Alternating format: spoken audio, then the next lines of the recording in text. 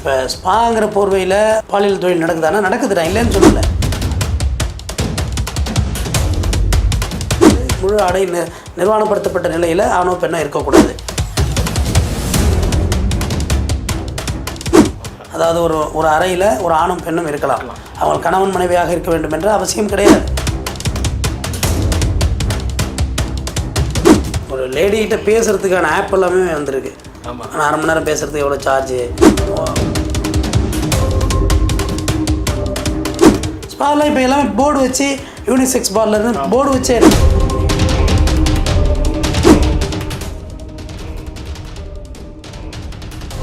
கல்லூரி பெண்கள், குடும்ப பெண்கள் கூட ஸ்பாக்களில் வேலை செய்கிறாங்க.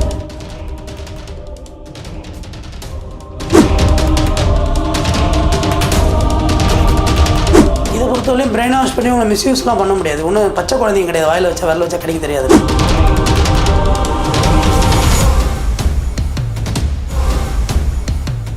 வணக்கம் சார். வணக்கம். ஸ்பானாலே நம்ம சமூகத்தில் ஒரு பார்வை இருக்குது. இது இப்போ சலூன், ஸ்பா, நைட் கிளப்ன்ற பேரில் தமிழ்நாட்டில் தொடர்ந்து அதிகரித்து வருது. இந்த கலாச்சாரம் நீங்கள் பார்த்துருப்பீங்க, இதை பற்றி உங்கள் இல்லை. இப்போ சமீபத்தில் ஒரு 5 வருஷத்துக்குள்ளே புற்றீசல் போல் ஸ்பாக்கள் அதிகமாகிடும். முன்னாடி ரொம்ப ரேராக இருந்துச்சு. ஸ்பாக்களுக்கு நிறைய ரெஸ்ட்ரிக்ஷன்லாம் முன்னாடி இருந்துச்சு. இப்போ அப்படி இல்லை. நான் இப்போ கார்பரேஷன் லைசன்ஸ் அதுக்கு இருக்குது. பியூட்டி பார்லர் கம் ஸ்பாவும் இருக்குது. முடி திருத்தகம் ப்ளஸ் அழகு நிலையம் கம் ஸ்பா. ஸ்பா பார்த்திங்கன்னா முதல்ல கேரளின் கல்ச்சர் தான். ஆக்சுவலாக பார்த்தா அது based on China, Thailand, Philippines, இதுதான் அதோடைய பேஸாக இருந்துச்சு. இந்தியாவை பொறுத்தவரையிலையும் ஸ்பாங்கிறது கேரளியனில் தான் அது இருந்துச்சு. அது உடம்புல உள்ள நம்ம நரம்பு மண்டலங்களை தட்டி எடுக்கிறது. நீங்கள் தென்காசி குற்றாலம் போனீங்கன்னா ஆண்கள் நம்ம உடம்பு நெட்டி எடுப்பாங்க, பார்த்துருக்கீங்களா? நிறைய தைலம் தடவி பயங்கர வலிக்கும், அந்தளவுக்கு செய்வாங்க. இப்போ இது பெருநகரங்களில் சென்னை, மதுரை, கோவை, நெல்லை, கோயம்புத்தூர் இந்த மாதிரி பெருநகரங்களில் இப்போ இது நிறைய வளர்ந்து வந்துட்டு இந்த ஸ்பாக்கள். இந்த ஸ்பாக்களுக்கு ப்ராப்பர் லைசன்ஸு கார்பரேஷனால் வழங்கப்படுகிறது. அதை வாங்கிட்டு இப்போ ஸ்பாக்கள் நடத்துகிறாங்க. முறையான ஸ்பாக்கள் அப்படின்னு பார்த்திங்கன்னா லைசன்ஸோடு வர்ற ஸ்பாக்களுக்கு ஃபுல் டோர் இருக்கக்கூடாது. அதாவது க்ளோஸ்டு டோர் இருக்கக்கூடாது, ஆஃப் டோர் தான் இருக்கணும். அதாவது பழைய தளபதி பழைய படங்களில் பார்த்திங்கன்னா சென்டரில் மட்டும் டோர் இருக்கும், அப்படி விரிகிற மாதிரி இருக்கும் டோரு, கீழே மேலே ஓப்பனில் இருக்கும். அந்த மாதிரி தான் ஆக்சுவலாக ஸ்பாக்களுக்கு லைசன்ஸ் உண்டு. ஸ்பாக்கு டைமிங் இருக்குது. இந்த இப்போ காலையில் ஒரு 10 to 5 அப்படிங்கிற டைம் ஃபிக்ஸேஷன் இருக்குது. போலீஸ் என்ஓசி கொடுக்கணும் லைசன்ஸுக்கு. போலீஸ் எப்போ விசிட் பண்ணுறதா இருந்தாலும் ஸ்பாக்கில் டிரான்ஸ்பரன்சியான விசிட்டிங் இருக்கணும். அதுமாதிரி எல்லா ஸ்பாக்கள்லையும் சிசிடிவி சர்வேலன்ஸ் இருக்கணும். இன்க்ளூடட் ரூமில் இருக்கணுங்கிற நெசசிட்டி கிடையாது. பட் வெளியில், ஏன்னா ரூமில் போகிற கெஸ்ட்டுடைய விஷுவலேஷன் வெளியே ஆகிடுங்கிறதுட்டு அது இருக்கக்கூடாது. மற்றபடி வெளியிலலாம் ஸ்பாக்கள் இருக்கணும். அதுக்கு ப்ராப்பர் டைரி, அந்த இன்டோர் அவுட்டோர் அந்த இது மெயின்டைன் பண்ணணும். யார் வந்திருக்கா, எத்தனை மணிக்கு வந்தால், யார் ரெஜிஸ்ட்ரேஷன் இருக்கணும், எந்த செல் நம்பரு, எங்கேருந்து வந்தாங்க அப்படின்ற ஒரு ப்ராப்பர் ரெஜிஸ்ட்ரேஷன் ரெக்கார்டு அவங்க மெயின்டைன் பண்ணணும். இதெல்லாம் மெயின்டைன் பண்ணால் ஒன்றும் இல்லை. போலீஸ் எப்போ வேணுமோ விசிட் பண்ணலாம், ரைடு பண்ணலாம், அதுக்கு அதிகாரம் உண்டு. ப்ராப்பர் லைசன்ஸ் இருந்தாலுமே ஏன் ரைடு பண்ணுறதுன்னா, அங்கே வேறு ஏதாவது விபச்சாரம் இந்த மாதிரி வேறு ஏதாவது நடக்குது அப்படின்னு தகவல் அதுக்கு தனியாக விங்கு இருக்காங்க, ஏவிஎஸ் விங்கு. லோக்கல் எல்என்டோ போலீஸுமே ரைடு பண்ணுவதற்கான அதிகாரம் உண்டு. எப்போ வந்தாலும் காவல்துறையினர் வந்தால் உள்ளே புகுந்து அவங்க ரைட் பண்ணுவதற்கு முழு அதிகாரம் உள்ளது. ஸ்பாக்களில் ஒருபோதும் ப்ராஸ்டியூட் நடக்கக்கூடாது. அதாவது அங்கே மசாஜ் சென்டர், அது பார்த்திங்கன்னா முழு ஆடை முழு ஆடை நிர்வாணப்படுத்தப்பட்ட நிலையில் ஆணோ பெண்ணோ இருக்கக்கூடாது கண்டிப்பாக. அதுக்குன்னு சில பிரத்யேகமான பயிற்சி பெற்ற பயிற்சியாளர்கள் மட்டுமே தான் ஸ்பாக்களில் வேலை செய்யணும்.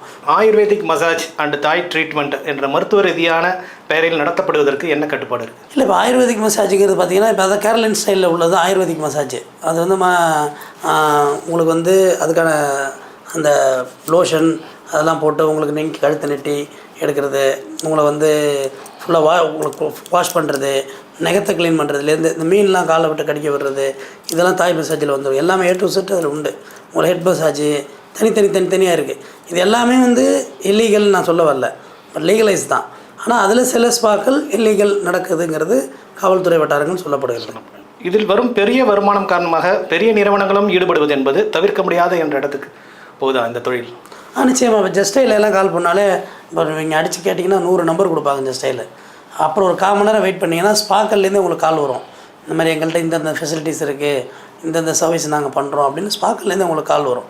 அதனால் இப்போ உதாரணத்துக்கு 100 ரூபாய்க்கு நீங்கள் சென்னையில் ஹேர் கட் பண்ணலாம்.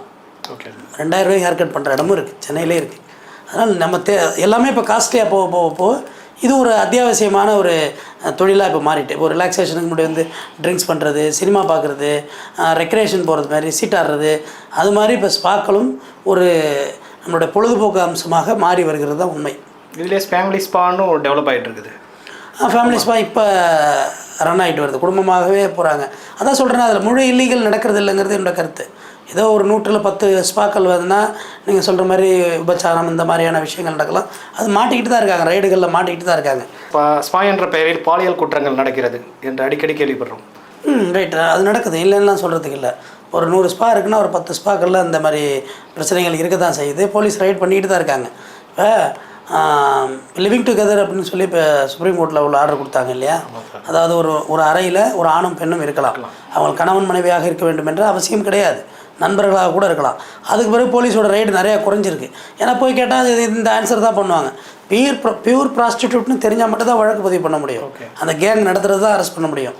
ஸ்பாக்கில் இப்போ நான் சொல்கிற ப்ரொசீஜரில் ஆஃப் விண்டோ தான் இருக்குது, கிளியராக உள்ளே போனால் வேறு எந்த இல்லீகலும் நடக்கலை அப்படின்னா அது போலீஸ் ஐஏஎஸ் போலீஸ் எல்லாம் வாட்ச் பண்ணுவாங்க, உளவுத்துறை வாட்ச் பண்ணுவாங்க. அதெல்லாம் மீறி எல்லாமே சரியாக தான் இருக்குன்னா அவங்கள ஒன்றுமே கேட்க போகிறது கிடையாது. வந்து பார்த்துட்டு அவங்க பாட்டுக்கு போயிடுவாங்க. ஓகே சார், இதற்கான விளம்பரம் வந்து சோஷியல் மீடியா இது வந்து விளம்பரம் அதிகரித்து வருகிறது.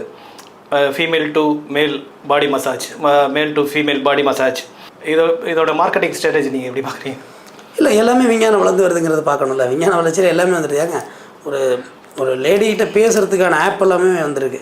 ஆமாம், 1/2 மணி நேரம் பேசுகிறதுக்கு எவ்வளோ சார்ஜு அப்படிங்கிறது எல்லாமே ஆப் வந்துருச்சு. விஞ்ஞான வளர்ச்சி அதுவும் வளர்ந்து தான் வரும். விஞ்ஞானத்தோடு சேர்ந்து வளர்கிறது தான் எல்லாமே. இப்போ கல் தோன்றி முன் தோன்ற காலத்துலேருந்து மூத்தக்குடியாக இருந்தது நம்மளுடைய திருவள்ளுவனே இதை பற்றி எழுதியிருக்கானே. விபச்சாரியோடு இருக்கிறது வந்து பரத்தைன்னு சொல்லுவான். பரத்தையோடு இருக்கிறது வந்து ஒரு பிணத்தோடு இருப்பதற்கு சமண்டான்னு. அதோட இன்றைக்கி நேரத்துக்கு இதெல்லாம் ஆரம்பிச்சில்லை, எல்லாம் பல ஆண்டு காலமாக பல நூற்றாண்டு காலமாக இருந்துகிட்டு வர்ற விஷயந்தான். அதோட பரிணாம வளர்ச்சி தான் ஸ்பாங்கிறது என்னோட கருத்து. ஸ்பாங்கிறது இன்றைக்கி ஒன் ஆஃப் தி நெசசிட்டி. ஒரு காலத்தில் எப்படி ஒரு ஊரில் 4 பேர் 5 பேர் தான் ட்ரிங்க்ஸ் பண்ணிகிட்டு இருந்தாங்க, 4 பேர் 5 பேர் தான் ட்ரிங்க்ஸ் பண்ணாமல் இருக்காங்க இன்றைக்கி. அப்போ ஸ்பாவும் அதோட பரிணாம வளர்ச்சி அடைஞ்சு வந்துட்டு ஸ்பாலாம் இப்போ எல்லாமே போர்டு வச்சு யூனிசெக்ஸ் பார்லர்னு போர்டு வச்சே இருக்குது. நீங்கள் ஒன்றும் ஒளிவு மறைவாகவோ சந்திலே புந்திலே அந்த காலம் மாதிரிலாம் இல்லை. இப்போ ப்ளைன் ஏரியாவில் ப்ரைம் ஏரியாவிலே அது இருக்குது. அப்போ ப்ரைம் ஏரியாவில் அதில் தப்பு நடக்கிறதுக்கான வாய்ப்புகள் கம்மி தானே. அது ஒரு தொழிலாக தானே பார்க்குறாங்க, அது ஒரு பிஸ்னஸ், அப்படி தான் பார்க்கப்படுகிறது. இந்த தொழிலில் அதிகம் ஈடுபடுவோர் பெரும்பாலும் வட மாநிலத்தவர்கள் தான். இப்பொழுது தமிழ்நாட்டிலும் இது பரவி வருகிறது. இந்த கலாச்சாரத்தை நீங்கள் என்ன சொல்ல விரும்புகிறீங்க? அதான் சொல்கிறீங்களா, கலாச்சாரம் அப்படின்னு. பண்பாடு மாறாது, கலாச்சாரம் என்பது சூழ்நிலைக்கு ஏற்ற மாதிரி மாறும். பண்பாடுங்கிறது நம்மளோட பண்பாடு மாறாது. வாங்க உட்காருங்க சாப்பிடுங்கிறது நம்மளோட பண்பாடு. பார்த்து 2வது நிமிஷம் சாப்பிட்டீங்களான்னு கேட்குறது நம்மளோட பண்பாடு. ஆனால் மாறாது, கலாச்சாரம் மாறிக்கிட்டே இருக்கும். வேஷ்டி சட்டை கட்டணும், நீ ஜீன்ஸ் பேண்ட்டு டிஷர்ட்டு போடுறோம்ல, அது மாதிரி கலாச்சாரம் மாறுது. வடமாநிலத்தினா இப்போ நேபாள், வடகிழக்கு மாகாணம் நேபாள், அசாம் இதில் உள்ளவங்க தான் ஆரம்ப காலங்களில் இதில் இருந்தாங்க. ஆனால் இன்றைக்கி எல்லா தொழிலையுமே எல்லோரும் வந்த மாதிரி தமிழ்நாட்டில் இருந்து தமிழ்நாட்டு பெண்கள், கல்லூரி பெண்கள், குடும்ப பெண்கள் கூட ஸ்பாக்களில் வேலை செய்கிறாங்க. அது ஒரு தவறுதான தொழிலாக யாரும் பார்க்கல.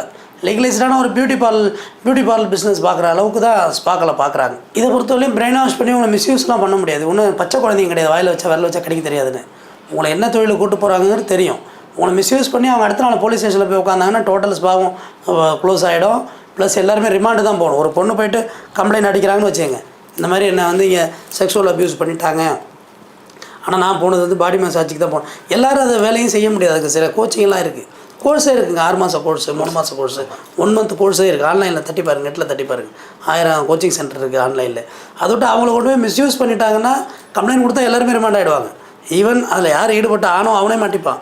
ஆனால் அதெல்லாம் இல்லை, அவங்களோட கன்சென்ட்டோடு தான், மியூச்சுவல் கன்சென்ட்டாக தான் இது பண்ண முடியும். மொழியை நீங்கள் ஒருத்தரை வலை வீசி ஆசை வார்த்தை கூறியெல்லாம் கொண்டு போய் கோத்து விடுற தொழிலாம் இது கிடையாது. ஏன்னா எம்எல்எம்மா என்ன அப்படிலாம் ஒன்றும் கிடையாது. கடந்த வருடம் வந்து பெண்கள் குழந்தைகளெல்லாம் இதுக்கு வந்து ஈடுபடுத்துகிறாங்கன்னு சொல்லிட்டு சில கைதெல்லாம் நடவடிக்கையெல்லாம் பாண்டிச்சேரி அங்கெல்லாம் கேள்விப்பட்டோம். இது தொடர்ந்து நடந்துகிட்டு இருக்குதா? அதான் சொல்கிறேன், ஸ்பாங்கிறது லைசன்ஸோடு இப்போ நடக்கிறது. மிஸ்யூஸ் ஆனால் கண்டிப்பாக வழக்கு பதிவு பண்ணப்படும். ரெண்டாவது குழந்தைகள்னு சொன்னீங்க, 18 வயசு கீழே உள்ளவங்கள அதில் யார் பயன்படுத்தினாலுமே, ஈவன் பாடி மசாஜுக்கு பயன்படுத்தினாலுமே ரிமாண்டு தான். 18 வயசு கீழே உள்ளவங்க குழந்தைகள் சிறார்களை பயன்படுத்தக்கூடாது. அப்படியெல்லாம் பயன்படுத்தி அந்த பார்லர் இல்லை. ரெண்டாவது பார்லரில் பூரா வந்து அந்த லைசன்ஸு புகைப்படம் வெளில வைக்கிறாங்க.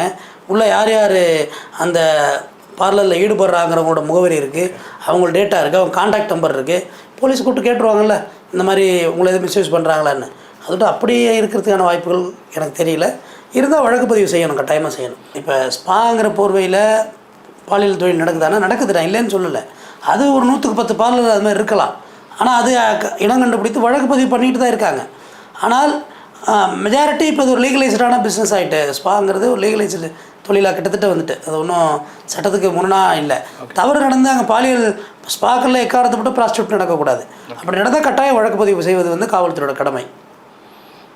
இது தடுப்பதற்கு முறைப்படுத்துவதற்கும் என்ன பண்ணலாம் சார்? இல்லை, முறைப்படுத்துவதற்கு தான் அதான் சொல்கிறேன். அரசு லைசன்ஸ் கொடுத்து அதை முறைப்படுத்தி தான் வச்சுருக்காங்க. எத்தனை இந்த லிமிட்டில் எத்தனை ஸ்பா இருக்குது அப்படிங்கிறது காவல்துறைக்கு தெரியும். ஓகே. ஏன்னா அங்கே தான் என்ஓசி வாங்கணும். இங்கே வந்து விபச்சாரம் நடக்கவில்லை, இங்கே 18 வயசு கீழே உள்ளவங்க இந்த தொழிலில் எத்தனை பேர் இருக்காங்க, எல்லா ப்ராப்பர் லைசன்ஸ், ஃபயர் எக்ஸிட் வரையும் இருக்கணும்.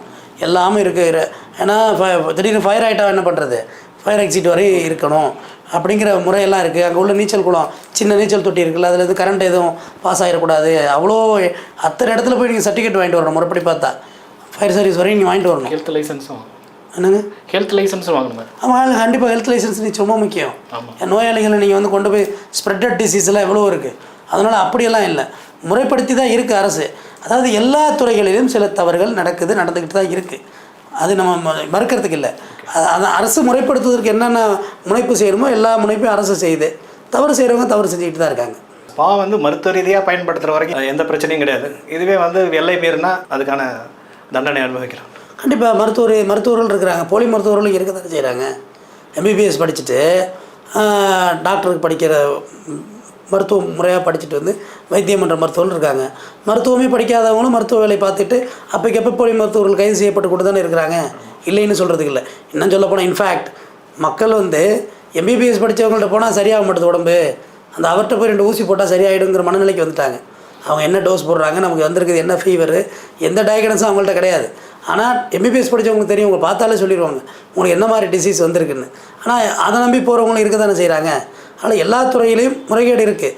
முறைகேடு அரசு கலைந்து கொண்டு தான் இருக்கிறது, தவறுகளும் நடந்து கொண்டு தான் இருக்குது. பல விஷயங்களை எங்கள் நேருடன் பகிர்ந்தமைக்கு நன்றி சார். நன்றி.